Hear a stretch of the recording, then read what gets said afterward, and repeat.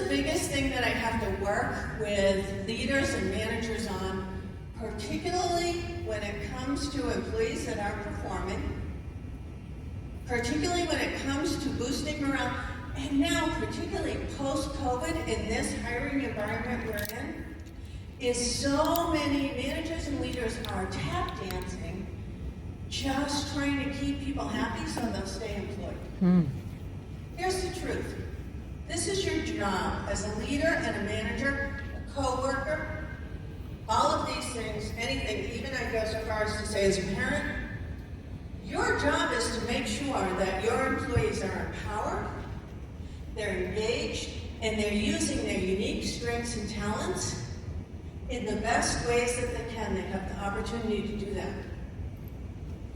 If you're someone who's wearing yourself out by trying to do enough potlucks, enough pizza parties, enough parking spots of the month, you are going to be exhausted, but that is not what it makes employees happy. Their happiness is their job. That's their job. Yep. Your job is to make sure they're empowered and engaged, use their unique strengths and talents to contribute to the good of the whole. And for most people, that leads to happiness. It really does. I work with so many people that come to me for coaching. They're like, I've got this employee, it's impacting morale of the whole company now, da-da-da. And as we begin to dissect the situation, it all gets back to a piece of feedback that could have been given in the beginning that would have changed the whole trajectory of the relationship.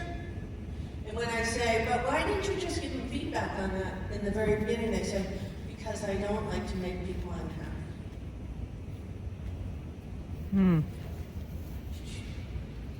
Grace is in the space. This is one of my favorite parts of this program.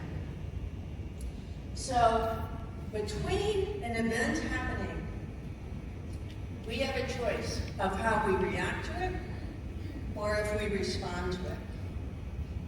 What happens in your brain is your amygdala is constantly sifting all the stimulation that's coming in and saying, is this safe? Is this unsafe? Is this good? Is this bad? Is this healthy? Is this unhealthy? Do I have to protect myself? Do I not have to protect myself? And based on what your brain decides by what's happening, it sends a message down to your adrenal glands. And they shoot adrenaline and cortisol through your system if it's determined unsafe, right? And what that adrenaline and cortisol does is it tells your body, go into fight or flight mode. In NCD, we call it expanding or shrinking. You either need to get big and defend yourself, justify, blame, do whatever you can, call names to protect yourself, or you need to get really small, quit, walk out of the room, whatever the case is, right? Shrink, expanding or shrinking. The only way without medication to remedy this is to bring regulated oxygen into your system. We do that by breathing in through our nose, into our lungs, and out through our mouth. Anybody know why you breathe in through your nose? Why? Everybody tells you in yoga and everything, breathe in through your nose, not through your mouth. There's a reason. Your nostrils are designed specifically for you to bring in the exact amount of oxygen that your lungs can reasonably manage at a time. That's why if you start gulping air through your mouth, what happens is your body goes, holy crap, something's wrong. And you start hyperventilating, and then all of a sudden you're panicking and you can't breathe, right? Because you're bringing too much oxygen in. It's another signal to that amygdala, something's wrong. Bring that right amount of oxygen in, you let it flow through your body, and that offsets that adrenaline and cortisol, which is sending signals throughout your body telling you to react. It also creates a pause. Nobody has to know you're doing it. If somebody says something to you and you feel yourself getting defensive, just take a breath, and that's your pause. It's putting grace in the space. Then you can decide, what about this are the facts? yourself from, and you can make that kind of a decision. Once you put grace in the space, you may decide that you don't have to deal with it for an hour, a week, a day, or a lifetime. That's your choice.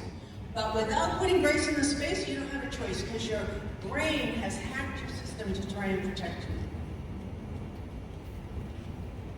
That's fascinating. I am known all over the country for using this phrase. I'm not saying you have to use the exact same phrase. You don't have to. But this is just a cue, a reminder.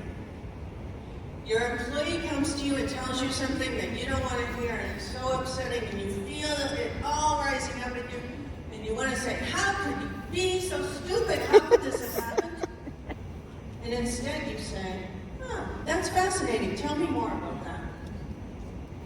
Right? Your child comes to you with this idea that because you're older and wiser and smarter, you know it's probably not going to work out or whatever. Instead of smashing their dreams down, you say, oh, that's fascinating, honey. Tell me more about this. Right? Let them talk about it. Let the other person do the processing they need to get there. You don't have to take that on. It's like when I was working in Native American country, an elder said to me one time, if you want to win a tug of war, just let go of the rope. Right? So that's fascinating. Allows us to let go of the rope when normally we would get sucked into these types of arguments. It's a great tool also if you have staff meetings. If you run staff meetings, you should be doing 40% or less of the talking. If you're doing more than 40% of the talking, you're talking too much, and everybody's sitting in the room going, oh my God, here we go.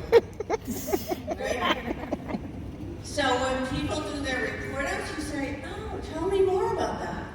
When they ask you a question, you say, oh, that's such a fascinating question. Say a little more about it. Tell me a little more about what you're thinking. I'm going to say for every one of these, this is my favorite because it's absolutely true. So, this is my favorite. Curiosity is the pathway to empathy. And what's not up here is that empathy is the gateway to trust. So many organizations call me and say, we have a trust problem, we have a morale problem, people don't trust each other. This is the first thing I'm going to tell you. Trust is categorical. We give it based on different situations. I trust all of you right now with my purse sitting there on the floor. I went to the restroom, I left it there, I didn't take it with me. I trust you all. Do I trust you with my PIN for my debit card? No, not yet. Do I trust you to pick my grandson up at school and drive him home? Maybe Izzy I trust. Right? But the rest of you, I'm not there yet. I'm not there yet. But this is what we believe. We believe, and we've been sold this bill of goods, and it irritates me so much, that you either trust or you don't. That's it. I don't trust people. Really? None of them? Ever? For anything? That's a really hard life. Mm-hmm. That's a really hard life. Right? So remembering how you get to trust is by being curious. Oh, tell me what you're thinking about this. Oh, I'm curious to hear more about what you have to say. How did you come to that decision?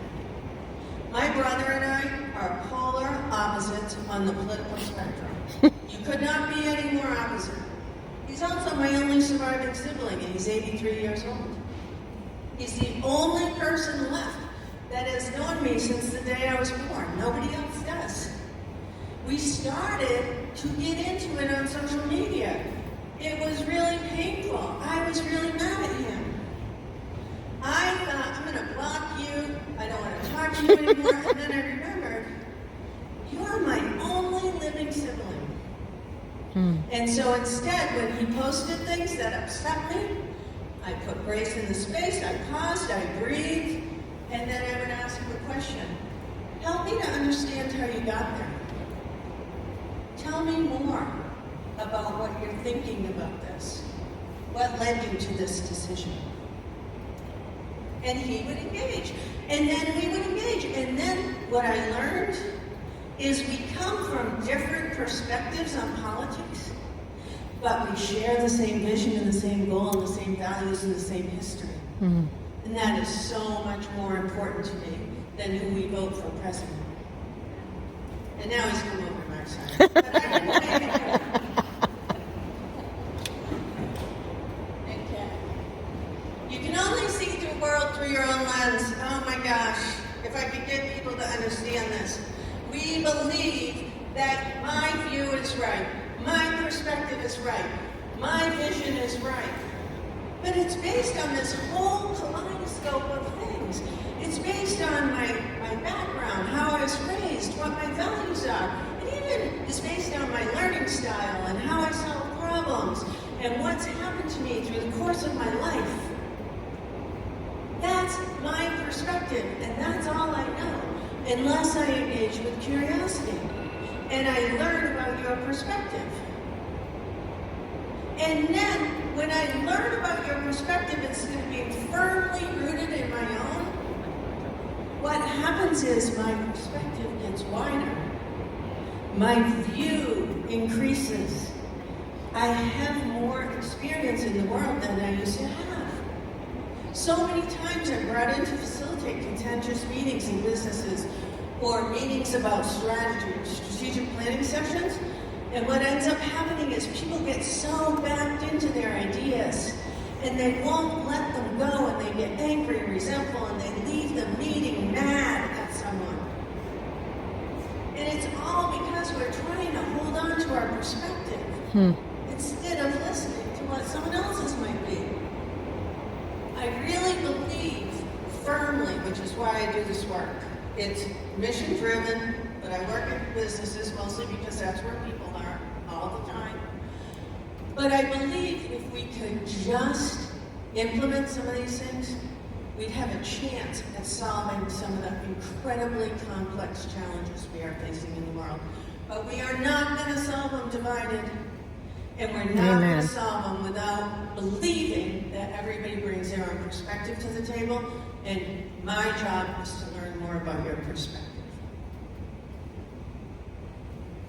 Trust is built one conversation at a time, one experience at a time. If you don't engage with people, if you aren't curious, you will not increase empathy and you will not begin to trust them. But this is the thing. Trust is built slowly, one conversation at a time, one experience at a time, and it tumbles in a landslide. Tumbles in a landslide.